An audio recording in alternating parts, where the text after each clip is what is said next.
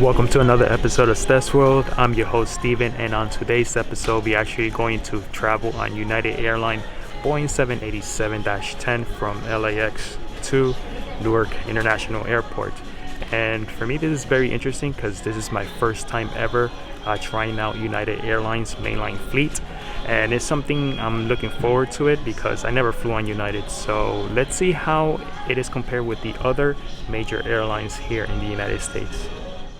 After arriving to Terminal 7, I noted this is United Airlines main terminal. It is a nice terminal, but not great. There are not too many options to buy food, and the waiting areas are clustered with multiple gates that makes it crowded with passengers from multiple flights. The good news, my flight to Newark was on time. While boarding, I noticed we were entering on the first door, and this gave me a chance to see the United Polaris product on the 787.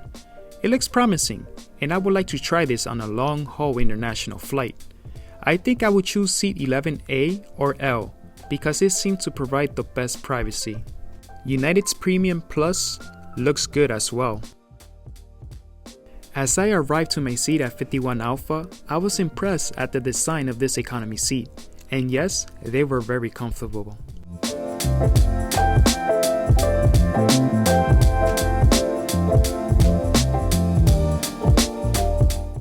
I was also impressed with the legroom. They were more spacious than the American and Delta economy seat. Not sure if they were all like this on the United long-haul fleet. Universal power outlets are available in every row. Overhead bins are spacious on the Dreamliner, so bring your large carry-ons. While at my seat, I was able to test out the dimming of the window, as my previous flight with American Airlines 787 was a night flight, so I couldn't test it. I will say that I was impressed on how dark they turn out to be.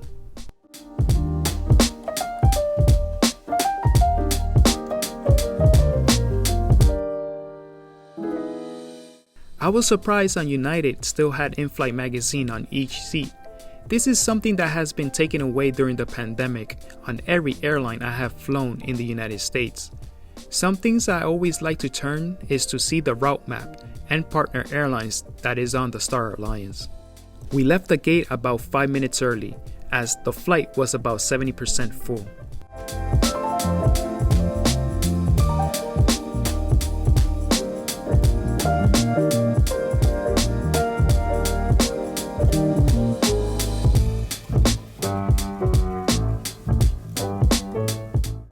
While taxiing to the runway, I was able to see how busy LAX is during the morning. First time flying out of this airport, so I'm not sure if it's mostly domestic flights with some international flights. If you're a frequent user of LAX, comment down below to see when most of the international flights occurred on this airport, especially to Asia. Let's enjoy this west departure on runway 25 right. Then, making a 180-degree turn to the east while being impressed on how quiet these General Electric Gen X 1B76 engines are.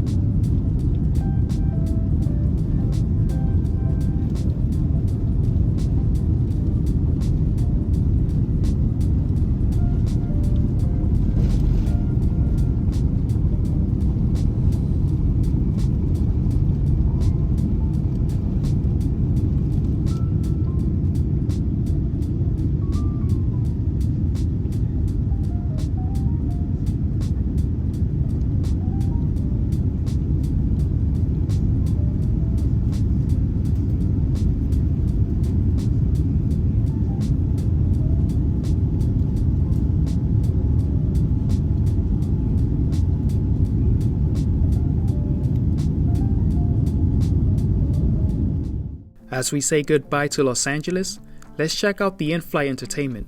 United in-flight entertainment was impressive with many contents available. Plenty of movies, TV series, game, and music. Flight map was okay, not as great as American Airlines flight map. In-flight Wi-Fi was available for purchase. If you are a Mileage Plus member, you can access in-flight Wi-Fi for a discount. If I'm not mistaken, during this flight, the price was about $8. That was very affordable.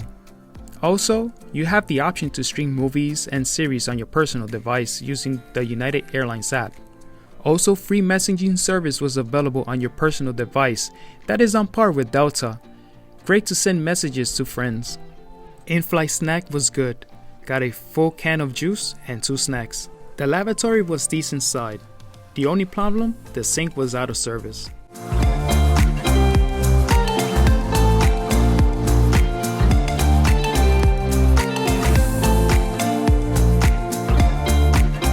Here's a view of the cabin with most of the window fully tinted.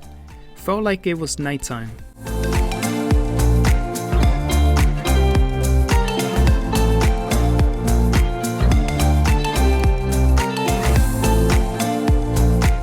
It is great to see the American landscape during a transcontinental flight.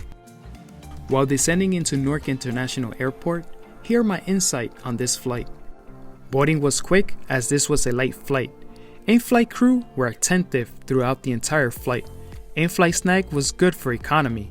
Legroom was great, and in-flight entertainment including Wi-Fi was good.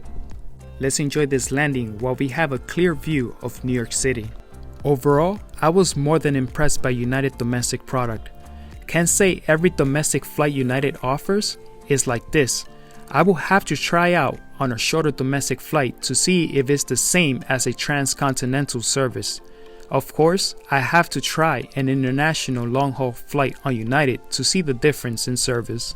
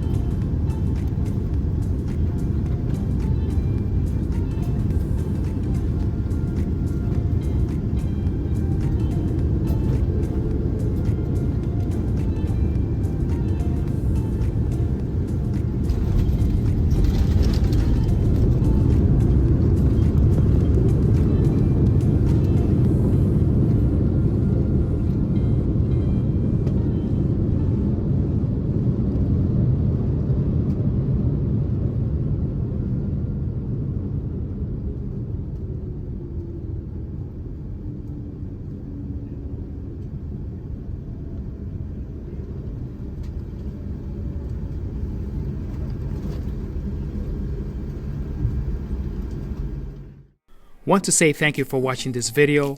Please subscribe to not miss any reviews, not just on flights, but also on rail, sea, hotels, and travel blogs to many places around the world. Until next time, safe travels.